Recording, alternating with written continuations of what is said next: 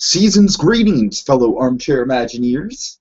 Tiki here, and welcome to another fantastic episode of Christmas in July, the show where we go over holiday specials each and every night of the month of July. Oh my god, it's such a great time. You know, we've been at it, I don't know, almost a week now. We started on Tuesday, which was, of course, the July 1st, and it's just been a fun time. Let's see, we reviewed the Happy Days Christmas special, the Hey Arnold Christmas special, a couple of DreamWorks ones. For the 4th of July, we did 2 Batman the Animated Series Christmas specials and the Justice League Christmas specials. So already it's kind of Christmas special overload. One of the fun things about doing all these Christmas specials all at once is kind of noticing a lot of patterns that are kind of popping up here and there. You know, it's like, it's just a fun time. But, so this is the first time that I'm doing a Christmas in July solo, but it shouldn't be a problem. I got through all of Nicktoons Movie Month mostly on my own, so, you know, I'm adequate at talking to the camera and just kind of letting it go freeform. So excuse me if I'm kind of a little jumpy here and there with my thoughts, but I'll try and keep it as consistent as possible. I think I can do a decent job at guiding you guys through this thing. So let's see. What Christmas special are we reviewing tonight?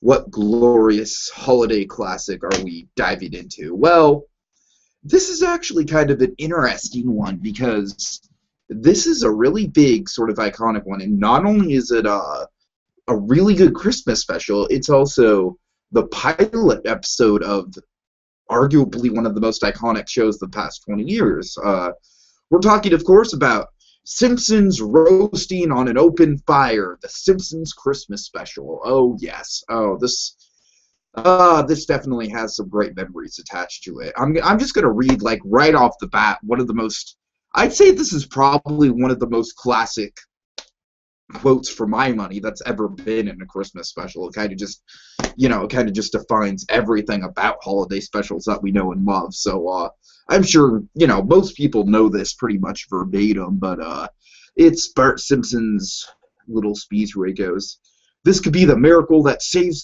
the Simpsons Christmas. If TV has taught me anything, it's that miracles always happen to poor kids at Christmas. It happened to Tiny Tim, it happened to Charlie Brown, it happened to the Smurfs, and it's going to happen to us." Yeah, so really good, really poignant. Of course it's The Simpsons, so you got a lot of great comedy. This special was aired on December 17th of 1989. Like I said, it was the very first episode of The Simpsons, so it's really interesting to kind of go through because not only do you have a really good holiday special on your hands here, one that kind of, it has a lot of the tropes and traditions that we associate with holiday specials. I'd say in a way it kind of plays with some of them. But, also it's just, as with any first episode of anything, it's kind of interesting to kind of go through and, there's so many, it's The Simpsons, basically The Simpsons throughout the whole first season, it was kind of finding its footing. And, of course, Homer Simpson kind of had more of a Walter Matthau kind of voice to him. It's one of the interesting things about The Simpsons is that, voice actors kind of typically, in animated series, it's kind of hard to see an animated series that holds on to the same vocal cast for a majority of its run. Well, I mean, not all the time, but I think The Simpsons, it's really interesting that the same people have been voicing these primary core characters. Essentially, it's been the same cast. I mean, they've not really added one, as far as my memory is concerned. I'm sure there's been guest people here and there that have popped up for a season or two, but it's always been, the same core cast for all these seasons. And surprisingly enough, I actually hear that the latest couple of seasons of The Simpsons are not all that bad, so it's just a testament to this show's legacy. I mean, I don't know, I'm kind of in the camp that I think seasons 1 through, let's say, 9, I know season 9 has a lot of controversial episodes, but seasons 1 through 9, essentially the single digit seasons, those were, for the most part, classic. I mean, you had, oh God, season 6 and 7, which connected with the whole Who Shot Mr. Burns thing. Just a lot of good stuff. Just classic episode after classic episode. Like, really, The Simpsons seasons 1, it's like essentially seasons 3 through 7. That's really where you got to narrow it down. Like, that is the magic of The Simpsons right there. Like, there is practically not a whole episode in that entire run of 3 through 7 that is not classic in some way. But I digress. You know, going off of Simpsons history, of course, The Simpsons had the Tracy Ullman shorts. I'm not entirely sure which characters were introduced outside of the core Simpsons family, if any. But I am pretty sure that most of the side characters that inhabit Springfield make their first appearance in this special. So with that in mind, let me quickly take a sip of Pepsi since I can't drink beverages in between people talking since I'm by myself.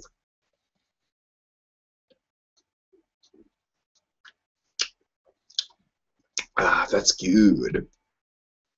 So with that in mind, let's get to the recap. So, I think first of all, let me just mention, this is just a funny little thing that I remember, you know, before we had the great Simpsons DVD box sets, which, for my money, definitely some of the best box sets that have ever been put to home video release, because commentary on every episode, and at least for the early ones, man, like, those were classic. I remember listening to the commentaries for those episodes more than I remember watching the episodes themselves. I wish I could have gotten a hold of the commentary for this first one, because I'm sure I could have dug up a little bit of interesting trivia out of that.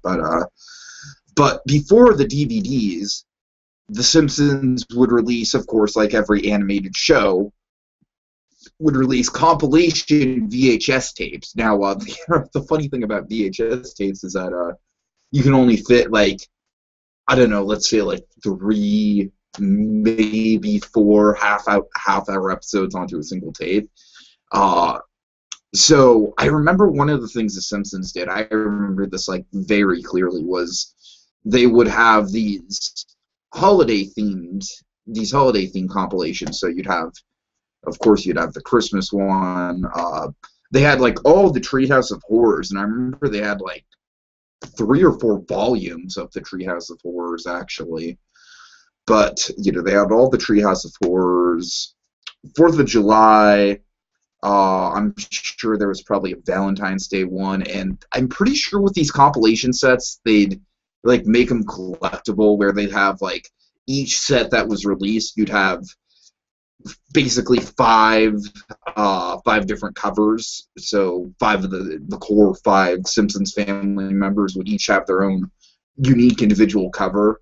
So, you know, that's an interesting little collectible thing that I distinctly remember them doing. I remember I had the 4th of July one, and they really had to kind of stretch to make that theme work. I remember, let's see, like, one of them was the episode where Homer runs for the commissioner of garbage or whatever, and I'm like, I guess that kind of plays into 4th of July because it's political, but really that's like a very loose connection, you know what I mean? It was like basically like politically themed episodes. But anyways, let's get into the episode itself. So we start with a little title frame. Interestingly enough, I like the title "Simpsons Roasting on an Open Fire." I think it's really tongue-in-cheek, but interestingly enough, we do get a title screen that's just The Simpsons Christmas Special with the famous, you know, da da da da da da. So even though we didn't get the traditional theme song in the opening episode, we still got that Danny Elfman score, which I thought was really interesting. So then the episode starts. Homer and Marge, and, you know, of course they bring Maggie along with them, and Maggie's in this adorable pajamas, like, shaped like a star. It's just ridiculously cute. But so they are late to the school pageant, the school Christmas pageant, yeah. And when they arrive, the second graders are doing the Santa Clauses from around the world. So we see the little girl do a German Santa Claus, and then we see a very early Ralph Wiggum. Like, I don't even think Chief Wiggum was a character yet. I don't think he appeared in the special at all. So it's interesting that you have the character design of Ralph Wiggum, basically a completely different voice. But it's, you know, it's like, it's totally like pre anything that we knew about that character. But he's there, you know, he's there, and he's Japanese Santa. And then, of course, we get Lisa's great introduction. Like, I think Lisa is very much the most well-defined character in this early run. The writers of The Simpsons kind of famously say that Lisa is the character they enjoy working on the most because she's kind of like the mirror image of the writers in a lot of ways. That kind of project a lot of their philosophy onto her. So, yeah, obviously, you can tell the show's written by very liberal people, but with Lisa, you know, it's like she comes out and she's the Santa of the South Seas. And of course, she's got like this great tiki mask, and she's like juggling like torches, which I must say, you know, kind of questionable that they let a second grader do that in a in a multi-use room. But I digress. But you know, you can kind of tell like right away, you know, Lisa Simpson, she is very much mature for her age and into different cultures and whatnot, and takes the whole thing very seriously. So I really like that introduction to Lisa. And then we get Bart, and he's with the fourth graders, and he's singing, they're all singing Jingle Bells. And Bart, he, you know, he gives us a rendition of the famous Jingle Bells Batman Smells, which we covered briefly on our discussion of Christmas with the Joker last night. But I was just wondering this, you know, it's like, excuse me, I was just wondering, like, where exactly did this song come from? Like, who originally invented it? And I was actually watching this episode with my dad earlier tonight, and he actually said that they were singing that song when he was in school. So I'm like, damn. Like, it must be something that came out of Adam West. It really must have been. But it's funny because it's like the whole Jingle Bells Batman Smells thing. It's like, that is essentially the closest thing historically. It is like the first meme. You know what I mean? It's like, oh, it's something that just dates all the way back to the 60s. That's just a play on a word or a song. Oh, it kind of fascinates me. But anyways, so, you know, that's our little intro. And then we get this great segment where Marge is writing the family letter for the holidays, and this is a classic, you know, and this introduces Snowball 2. You know, the original Snowball was killed in an accident, but then they got another cat, Snowball 2, so life goes on. I just, oh god, no other show or anything has named a character after a deceased character and just called them the deceased character 2. It's like Snowball, the sequel. Just, I love that idea. I think that kind of right away sort of gives Marge a little bit of personality, like the whole kind of Christmas letter in general. But, you know, she's saying Lisa's getting straight A's, and Bart, well, we love Bart. In the meantime, Homer, you know, of course, we've got the famous Christmas cliche of, you know, getting the lights, and we have to, you know, we have to get them all untangled and stuff. So then Homer and Lisa and Bart, they go outside to check out the house, and yeah, you know, the lights are kind of flickering on and off a little bit. But then, of course, we got Flanders next door, and he's just got this huge setup, could probably be seen from space, just Merry Christmas. He's got Santa that's all robotic and saying, like, ho, ho, ho, ho, ho, ho. I'd like to think that Santa on top of Flanders' roof eventually evolved into the evil Santa from Futurama. That's just a funny thought that just came into my head, like, literally, like, right now on the spot. Like, what if there's, like, a whole backstory to the evil Futurama Santa, and, like, Simpsons and Futurama are connected in the same universe? But I digress. Actually, speaking of Futurama, I'm going to be covering most likely next Saturday, I'm going to be covering both the famous Futurama Christmas special with evil robot Santa. Gotta love it. And also something that's even more unconventional. Quite possibly my favorite Christmas special of all time, or at least my dad and I, probably our biggest tradition in terms of Christmas specials is the South Park Woodland Critters Christmas. Oh my god, I mean, if you've seen that episode, you know exactly what it's unbelievable. Like, I remember, I watched it with my dad the first time it aired, and me and my dad, like, my dad's always let me, I've always watched, like, very mature things with him ever since I was a teenager. But oh, God, I just have very, very warm memories of watching that with my dad and us two just cracking the hell up. So I will be covering both of those very unconventional Christmas specials next Saturday. But anyways, back to Simpsons Roasting on an Open Fire. So yeah, one interesting thing to point out about Flanders here is that Flanders only gets 2 brief scenes. He's going to show up a little later on. I'll talk about that scene a little bit. But Flanders is almost wholly non-religious in this holiday special.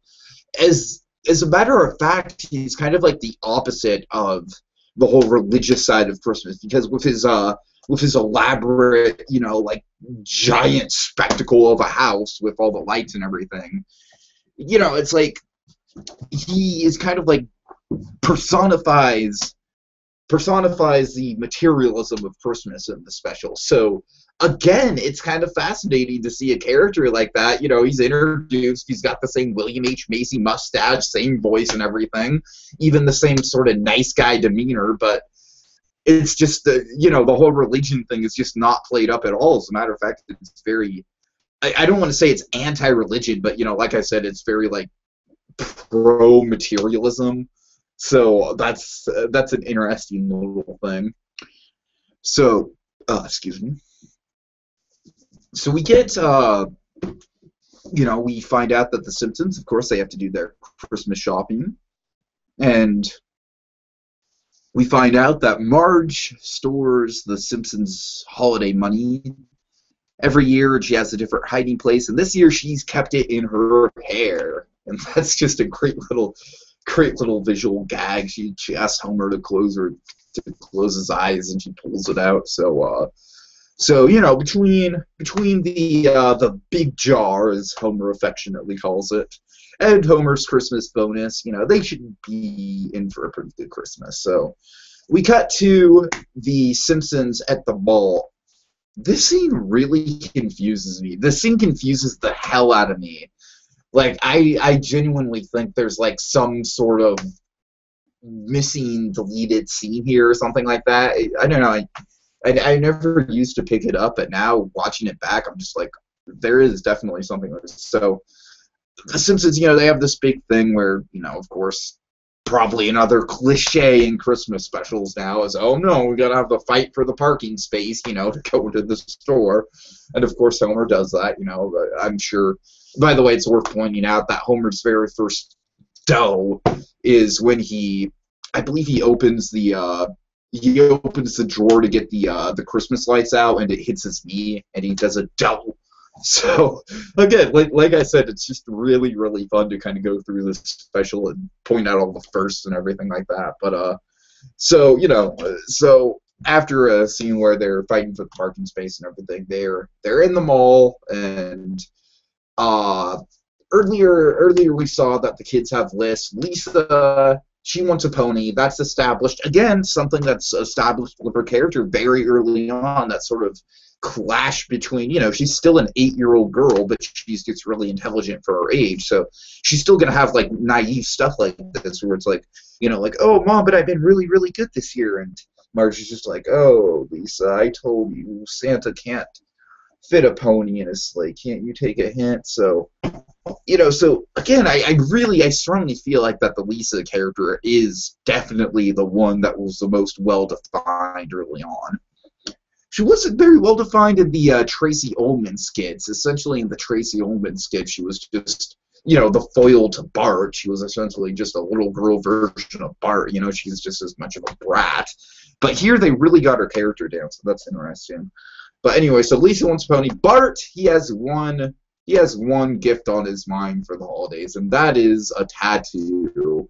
And he even has a fantasy about getting a tattoo that says "Mother" on it when he passes the tattoo parlor in the mall. And by the way, I must say, Norman Bates, he should really get a mother tattoo. That would be very fun indeed. But anyways, this little fantasy that Bart has, Marge, she sees the mother tattoo and she's like, "Oh, Bart, this is the best present a mother could ask for, and it makes you look so dangerous." That's just hysterical because it's just clearly something that Marge would just never say.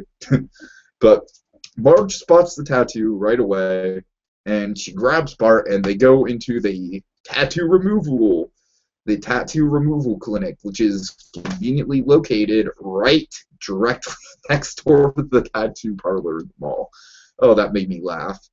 So the tattoo clinic, at the tattoo removal place, it's like a big, elaborate, like James Bond style laser, and the guy's like, "Oh, I wouldn't move some. This could really harm your eyes or groin or something." And Bart, he's just like thoroughly amused by this. He's just like jazzed about it. And anyways, to pay for Bart's tattoo removal, Marge has to sacrifice all the money in the big jar. Now, this is where this scene gets confusing for me, because hear me out. Remember when I said that we have that scene of Homer in the car trying to find a parking space at the mall? Well, then we cut to a scene where Homer's at the power plant, and Smithers, by the way, is African-American in the first season. I distinctly remember that. But, or maybe just in the first couple episodes he appears in. He and Mr. Burns don't appear in this, but but their voices appear, over the intercom. So Mr. Burns, he announces like, "Oh, good news, everyone! We've cut back on the cost of the power plant, and it hasn't affected upper management's wages at all. But for all you lower management workers, no Christmas bonus this year." Which, oh my God, as a kid you don't really get the significance of that, but now as an adult I'm like, oh, I would be so pissed. I would be livid. Oh, that is such a dick move on the part of the boss. But but anyways, so so the conflict is very much established. Homer comes home and Marge, tells him about the open jar. But where the hell did the scene split up? Where they're at the mall, Homer's at the mall, and then is it just that Marge is? Am I just kind of fantasizing about the scene where Homer is trying to get a parking space? Is that it? I don't know. But my point is that Homer was at the mall, and then he's magically at the work. It's like, it's weird. But maybe I'm just like not remembering it right. I mean, I watched the special just tonight, so you think I remember it right. But I digress. I don't want to get hung up on little details like that. So yes, all the money's gone, and that is quite a dilemma. Homer goes out, he sees he's all sad, he sees the big Flanders house, the ho-ho-ho Santa Claus, and oh no, it's not good. It's not looking good for our yellow skin clan.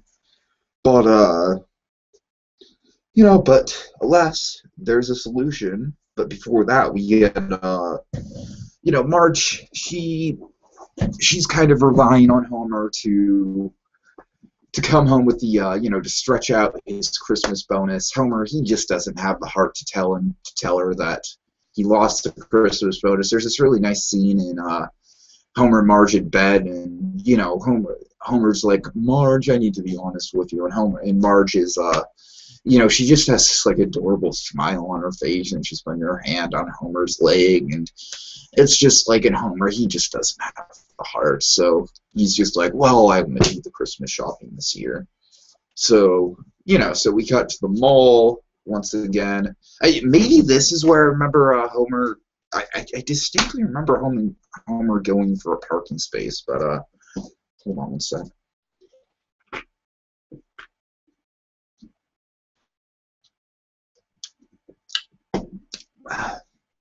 But so once again at the mall, Homer's shopping for the family, and just very sad, very depressing budget gifts, and he's like really stretching it. He's like, "Ooh, pantyhose," you know, like, "Ooh, half like a six-pack," and then he gets Maggie this chewable pork chop, and he's like, "Oh, for dogs." Well, she can't read. So then Homer bumps into Flanders, and this is his other appearance in this episode, and either Rod or Todd is with Flanders, and it's the younger one, so I'm pretty sure, if I remember correctly, the younger one is Todd. I could be wrong about that, but I believe for the first couple of episodes of The Simpsons, Flanders only had one son, and then another one just mysteriously shows up somewhere along the way. But anyways, Homer bumps into Flanders literally, and they drop their presents. This is a very sad scene. Homer, he only has one bag, of course, filled with sad sack budget gifts. And Flanders, he's like, "Oh, this one's mine, and this one's mine, and this one's mine, and this one's mine, and this one's mine." He has basically another holiday special cliche, which is the person with the giant, physically improbable stack of Christmas presents that he's carrying. And then, of course, we've got that great exchange with the Flanders son, either Rod or Todd. It's like, "Mr. Simpson, you dropped your pork chop. Give me that." So, so they walk away. Todd/Rod is like, "This is gonna be the best Christmas ever, Dad." And Flavor's like, "It sure is."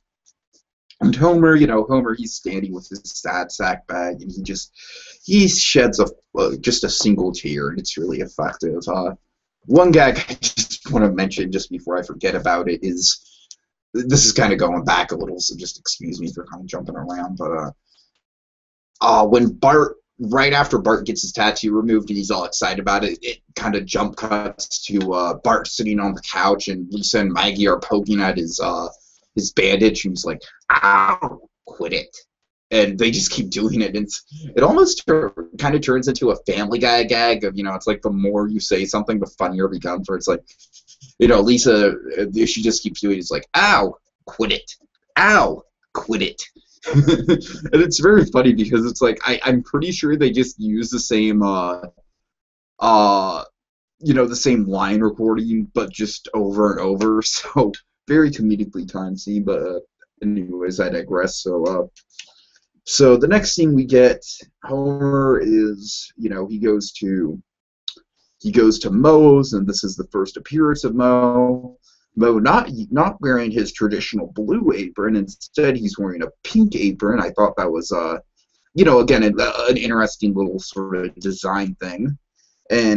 But Moe and even Barney walks in. Barney is, I must say, probably, besides Lisa and possibly Marge, maybe, and maybe Patty and Selma too, but Barney is also very well defined in this episode, oddly enough. He does get kind of an interesting little bit of development. He's kind of at the center of the plot in a way, but Barney walks in a Santa Claus outfit, and Homer's like, "Hey, what's with the getup?" And Barney's like, "Oh, they hired me part-time as a Santa Claus." And Homer's like, "Oh, can I get on that?" And Barney's like, "Well, I don't know. They're very selective." Cue Barney belch. And then that's a very funny comedically timed scene. And then smash cut to Homer being interviewed, and the guy who's interviewing him is like, "Oh, so do you like children?" And Homer's like, "What do you mean, like all the time, even when they're acting crazy?" And then the guy's like, "Yeah." I was like, "Oh yes, I love children." So yeah, obviously, getting hired as a Santa doesn't really take much, but so Homer, he goes through a quick little training session to be a Santa. I must say, this is like really weird because these people like obviously have very low standards when it comes to hiring, and yet they have this elaborate little little training program that they have every employee go through. And by the way, is it like there's so many Santas? Is it like is this training program like just like for all Santas, like to go out to different malls? I don't know. I'm thinking like way too much into this, obviously, but it's just kind of something I was like, why would a business with such low hiring standards invest in a training program like that? I don't know. That's just me as an adult talking. But so they're all getting trained to do the ho ho ho thing, and there's this German teacher who's in the classroom who's just very odd, and it's just a very weird scene. It kind of doesn't really fit with the rest of the special, but so let's see. After that, Homer comes home and he's exhausted, but look who's there! It's Patty and Selma, and there's this great scene where Homer's sneaking up to the bedroom because, of course, all he wants to do is go to bed. But Marge is like, "Don't you want to say hi to my sisters?" This is just such a great delivery. Homer it's really good animation. You just see his back and he just shudders. He's just like, oh. And so yeah, Patty and Selma are there in all their holiday cheer.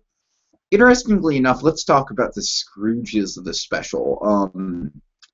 I don't know. Homer kind of starts out as a Scrooge a little bit, like kind of, because he's very much not into the Christmas festivities going on at the opening scene in the elementary school. But I don't know. At the same time, though, he's very genuine about wanting to give his family a good Christmas and everything. So he's not very Scrooge-like, I would say.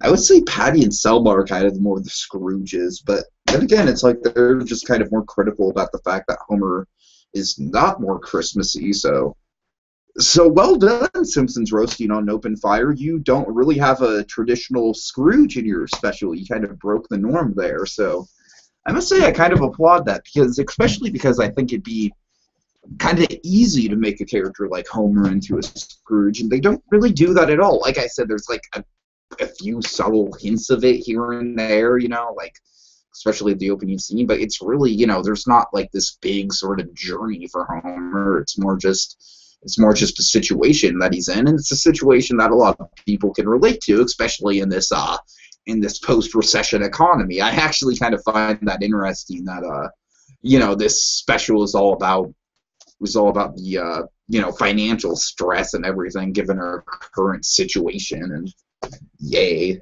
But anyways, Patty and Selma, they're all critical about the fact that Homer doesn't have a tree. So Homer goes out and gets a tree. He's all pissed off. The kids are like, "Oh, can we come?" And Homer just literally just barks at the kids like, "No!"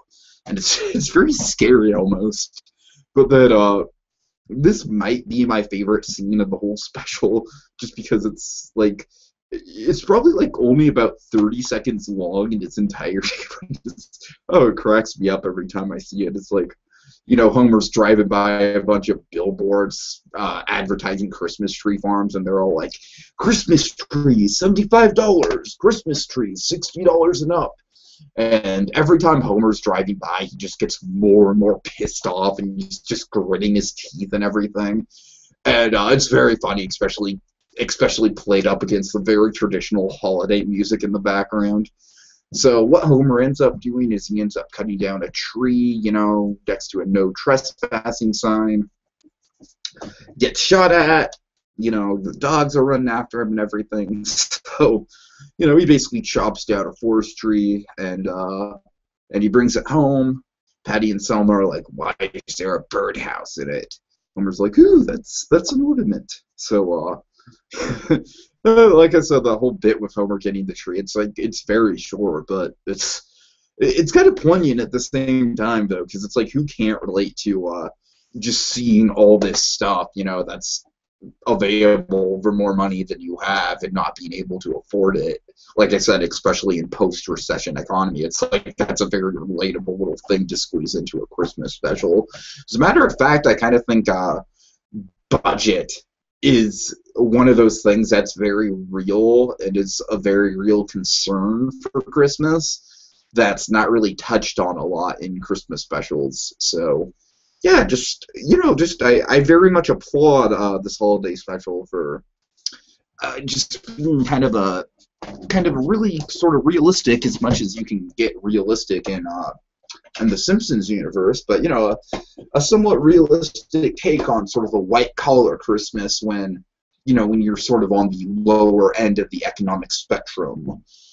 But yeah, I digress. Enough with my little political talk. Let's get back to the program. So yeah, then we see Homer at his job, and he's talking to a kid. I actually thought this was kind of a nice little moment. It's very poignant, very short but very poignant. Again, it's kind of like a little miniature Christmas Carol segment, because in the scene right before with Homer chopping down the tree, he's all very pissed off and aggravated and not in the Christmas spirit, shown especially because it's contrasting with the very Christmassy music in the background. But now he kind of just gets the spirit of Christmas a little bit. So he's talking to this kid, and he's like, the kid's listing off a bunch of stuff that he wants, and he's like, "Oh, kid, you don't need all that junk. I'm sure you've already got something much more important, a decent home and a loving father who will do anything for you. Now give me a bite of that cookie." And so the kid's holding up a cookie, and he bites into it as they take a picture of it. I don't know, man. That was like probably the most poignant moment in the whole special for me while looking back on it. It's very brief. Definitely reminded me of the scene from the Batman episode Holiday Nights, where Bullock's talking to the little girl whose dad is in prison. Much less touching than that, but because that one really is like freaking, oh look, it's like Christmas Story and fast forward, like not Christmas Carol. It's like, oh, the guy's bah humbug, but then he gets Christmas cheer, yeah. But so interestingly enough, we see the first appearance of a lot of people's fan favorite character, including mine, Milhouse Van Houten. And Milhouse, very much known for being a meek character, kind of nerdy. He starts off his run in The Simpsons by being kind of a douche, because he's like, "Oh, Bart, why don't you go over there and pull the Santa's beard off?" I thought that was kind of surprising. It's like Milhouse, he's in here very briefly, and he's just sort of a bully. And again, it's much like the characterization of Flanders. It's almost kind of the opposite of what that character grows into in the very brief time that Milhouse is on screen in this.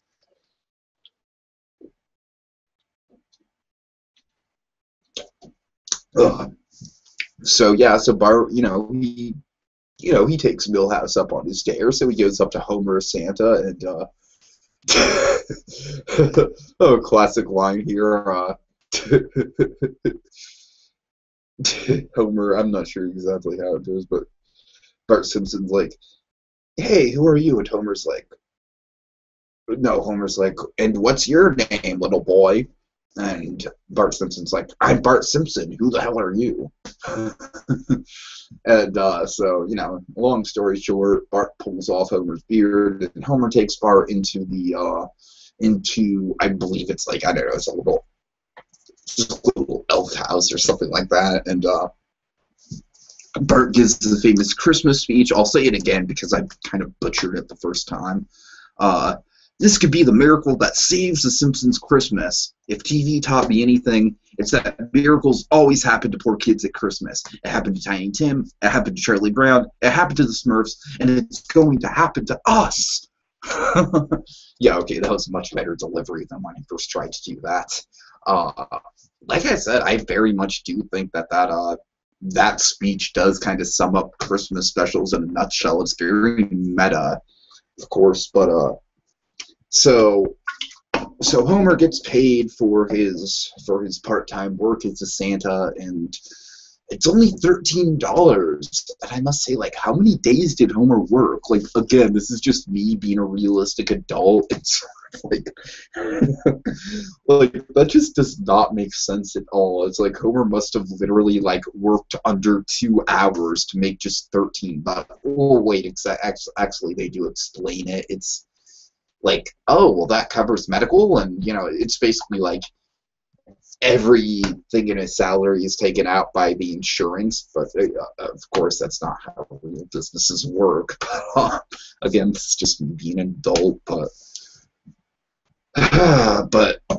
you know, so it's very much screws Homer out. But the great cap of the scene is Homer and Bart are sitting there all depressed, and Barney comes in and he's like, "Woohoo! 13 big ones." And I was actually kind of just talking about this with my dad today. How the hell can Barney afford to support his alcohol habit? I mean, I'm just saying. Like, I'm just saying. It doesn't add up. It doesn't make sense. It's like Barney's just like always a bum, and yet he's Moe's best customer. But anyways, so Barney, you know, he says he always goes to the racetrack or the dog track, I should say. And so Homer, you know, it's kind of a last ditch effort for Homer. Bart, he's really expecting that Christmas miracle, so they go to the dog track, and you know, Homer, he's feeling really bad about this. You really do feel for Homer throughout this whole special, which is why he's very much not Scrooge.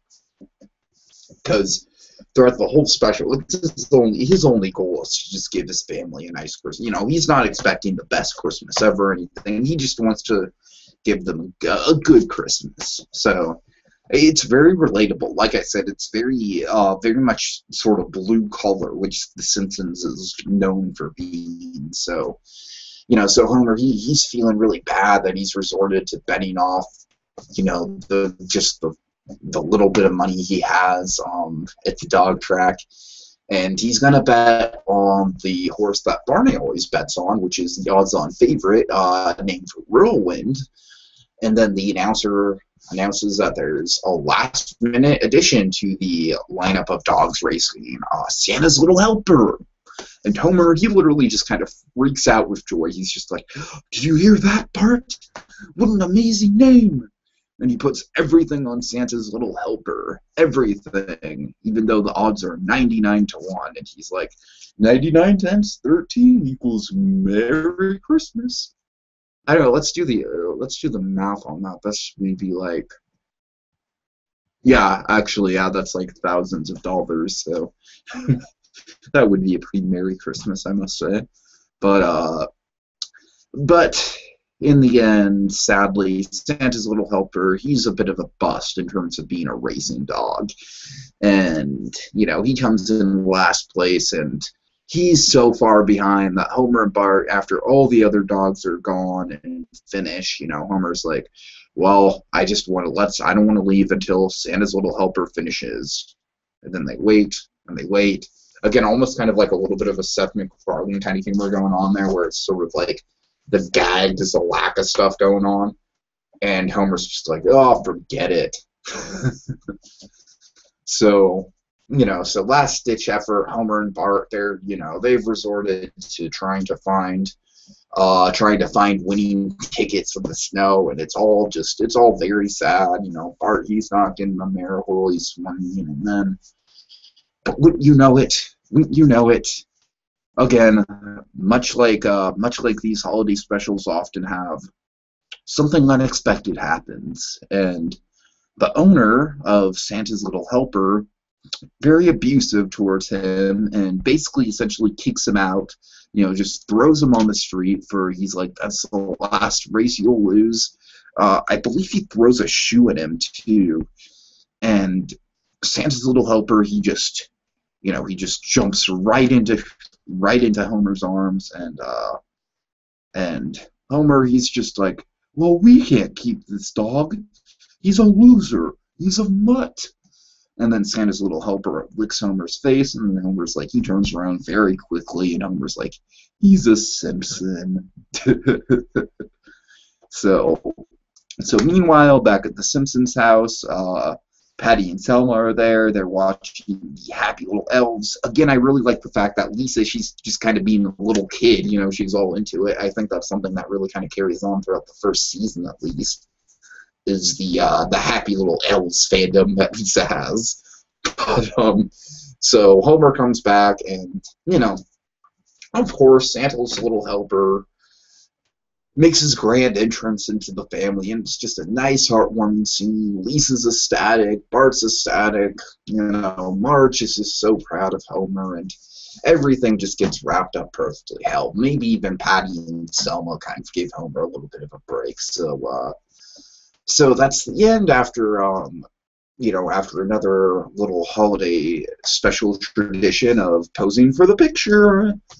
But then after, at the credits, we get a nice little scene. It's outside of the Simpsons house, so it's just audio, and the Simpsons are playing piano and singing. Oh, what are they singing? What are they singing? What are they singing?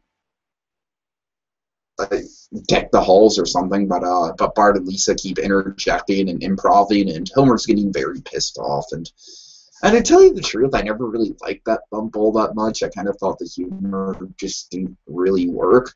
But, I mean, that's a brief, minor little nitpick. I just thought that the whole special wrapped up so well with the Sam's little helper thing. I just didn't think you needed that. But like I said, just minor little things.